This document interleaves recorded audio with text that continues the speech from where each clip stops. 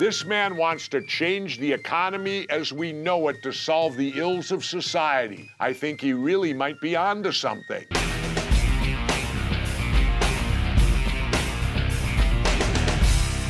He's a filmmaker, musician, activist, author, and most importantly, the founder of the worldwide Zeitgeist movement to promote global sustainability. Peter is an advocate of a free media and distributes all of his films independently, along with his half-hour web series, Culture in Decline. Peter's focus these days is on getting the masses to move away from a market-based economy to a resource-based economy.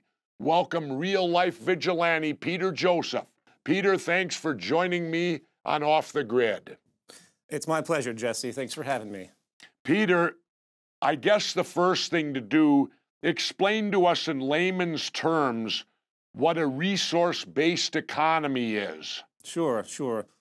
A resource-based economy wants to create a sustainable culture. And to do that, you've got to create sustainable parameters, things that actually support public health directly, not through the movement of money, things that actually support sustainability and equilibrium with our habitat. Again, something you won't be able to do with money. In short, you manage the world's resources directly without a market system, something we could not do, by the way, many, many centuries ago. With the new evolution of science and technology, we can actually replace all the mechanisms of the market economy with a much more efficient system, ensuring sustainability and good public health, and also, of course, alleviating all the negative problems associated with the market system, which is war, which is abuse, inhumanity, exploitation, obvious extreme unsustainable practices that we're feeling severely with the pollution problems and everything else that's happening. So in short, it's a way of managing the world's resources and achieving the highest level of public health technically possible. Along those lines, what are the arguments for moving away from a money-based economy to resource-based? Layman's terms, why should people support this? Well, I think the word system is something that people don't learn enough about when they're in school. Let's think about the legal structure. We assume that there is a free will that overrides all of our decisions, right?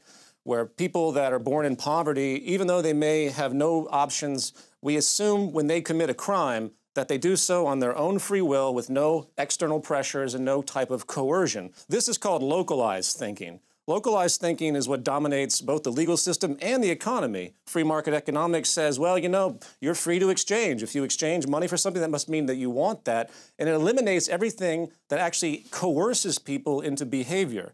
And this is the big revelation. So the market system right now is a massive, coercive, soft slavery system. It is merely an extension of the abject slave systems of the past that deeply exploited anyone they could find, really. It was never really race-based. It simply had to do with any manner of political arrangement to justify exploitation of people for the benefit of others. So this warring system that's emerged has existed because we assume that we are actually independently oriented when we're actually oriented in a system structure. And this is profound because once you have a system structure, you immediately have to remove yourself as an individual actor and ask yourself what forces are happening on you to motivate you for a particular end. Modern sociological science, for example, has made it very clear that we are not free will organisms. We have massive influences that happen around us that coerce us literally into certain behaviors, into certain propensities. So when you take that worldview, you realize that you can't have a market system because it promotes the exact opposite behaviors that you want in a sustainable and humane society. Specifically, we'll divide it into two extremes. You have ecological sustainability, and then you have social sustainability. Ecological sustainability is something that we literally can't have based on the system structure of market economics because we live in a consumption world, right? Everyone wants to buy and sell and buy and sell. It doesn't matter how long a TV lasts. It's the turnover that matters. And in a world that's, has a finite resource amount and has all these pollution problems, we are not incentivized structurally by the system to want sustainability. In fact, if we really wanted to achieve efficiency and sustainability and conservation, we would see a dramatic loss in GDP across the world. So there's no structure for it in the system. And then there's the social stability, the humanity factor. We're seeing protests all across the world because of imbalance, inequity, I should say, the big 1% Occupy movement, anti-1% Occupy movement. All of these things have been fomenting for years because the system, once again, supports massive class inequality. I mean, think about it. The U.S. Congress just went forward with a $250 billion tax cut for the 0.2% of Americans. Roughly 600 families got a $250 roughly billion tax cut because this is what the system creates. So you can't fight it with really ethics at this point. You can't really fight it with politics to a certain degree, which we can talk about more so, because all the factors, once again, are pushing this incentive structure towards certain behaviors. And unless we change the system, then we're not going to really change anything. We're just going to keep running in circles. Well, Peter, I got to ask the tough question. How can this new economy be implemented realistically when you look at our country today and 64% of the people in the last election wouldn't even come out to vote? It serves the establishment that people don't vote. It serves the establishment that people are riddled with debt and apathetic. I don't look at the powers that be, the elite, as some evil class that just happened to be there. It's a natural outgrowth of this system that you will inevitably have this power consolidation problem regardless if you maintain a system like this. So to answer your question, we have to educate, man. That's why the Zeitgeist movement is trying to get this word out there as fast as possible, and to do so before the big ecological crisis hits. By about 2030, whether people are apathetic or not, they're going to have a serious sting with the complete loss of biodiversity, the pollution problem, the massive trends of social destabilization, the incredible debt problem. By about 2020, all countries will essentially be bankrupt to each other. The system right now is all pushing towards 2030 as the ultimate negative, perfect storm, if you will. And this is why we have to do it. And I will say this, though. We're going to change one way or another. The question is, how much suffering has to occur before the society actually wakes up? How do you battle this, Peter, when I give you this? How about the religious people out there who put their trust in God? Well, God gave us this planet. God gave us the planet to use it. God will take care of us in the end. How do you answer that when you look at the United States as being the country that has the most people that believe angels exist? The pressures that are emerging, if someone really believes that there's a God overlooking them and they're going to take care of them, well, it's not going to be very justifiable once the negative trends really start to materialize on this planet. And we have never, by the way, had, Jesse, on this planet, even though we've had all these wars, we have never had a serious resource crisis yet. And we are on the verge of about 3 or 4 of them if we keep trends the way they are. Peter, another question. Sure. How would the world benefit by moving to this type of economy? What would be the biggest benefit for the world to move to the type of economy you're talking about? All life support systems right now on this planet are in decline. So apart from the reversal of all of that, if you have people living in a world where you have access, and this is the term that's used as opposed to property, and an access society where everyone can get their needs met, which is something we can do. It's scientifically proven. We can literally create what's called a post-scarcity society where not only the 9 billion people coming, but twice that amount can have a higher standard of living than 99% of the world has ever known.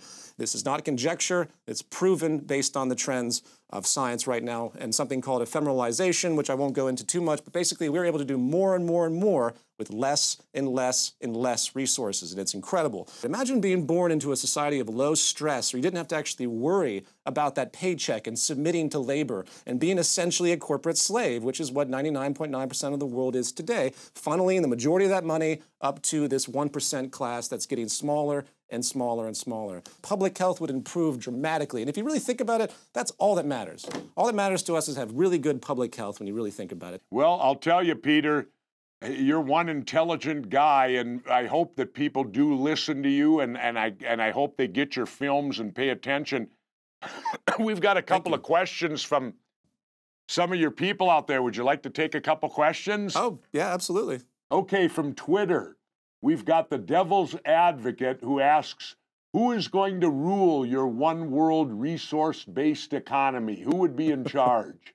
This structure is not based on a hierarchy whatsoever. It's based on parallel societies where everything is localized. Gandhi, believe it or not, had this vision in his time. He said, we don't need hierarchy, whether it's communism or socialism or capitalism. We need to create dense systems of societies that localize all their production, everything from food and everything. Globalization right now is insane. We import strawberries from Ecuador, spending billions of dollars in fuel and polluting the environment to move food around that we could easily grow in California ourselves. You know, this is what globalization has done. It's one of the most wasteful things we've ever come up with. There's no overarching committee. It's not a dictatorship. It's actually more democratic. And again, there's a book anyone can get called The Zeitgeist Movement Defined. You can read it for free online. It goes into absolute detail about how we do economic calculation, the entire structure of it, and it is as egalitarian and democratic as you could possibly get, but still respecting natural law science.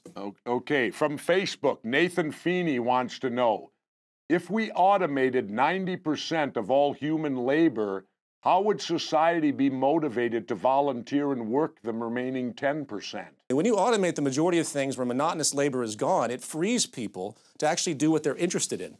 And again, it's as though people wake up and they need to get $1 dangled in front of their face or they won't get out of bed. This is the propaganda. It's absolute nonsense. If you had a city like Los Angeles and this type of economy was employed using high-tech automation, sustainability principles, roughly 5% of the entire population of Los Angeles would be required. I say required, meaning that to make sure that they're accounting for the machines and the structures and everything is working fluidly. And if you divide all the entire population by that 5%, you're looking at somebody working, I mean, again, I use this in the term we know today, working maybe 1 hour a week.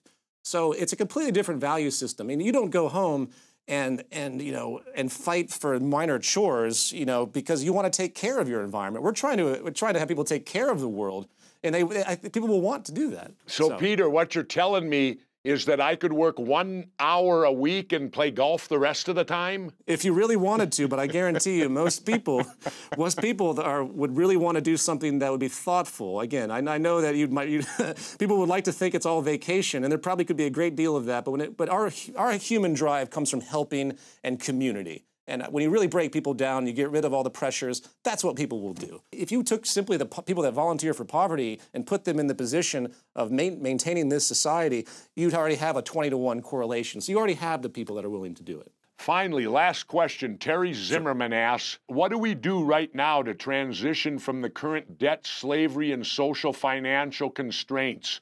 Some people are optimistic, yet still have no idea how to get off the carrot on the stick hamster wheel of working full throttle in neutral gear. You can take all the major industrial facets of society and begin to use existing taxation funds and convert those industries into free institutions with high technology. For example, in Los Angeles, we could put in automated farm systems all across the coast, and it would produce all of the food required to feed everyone. I've done this analysis. It can be done. No need to import anything as far as the main produce for basic nutrition.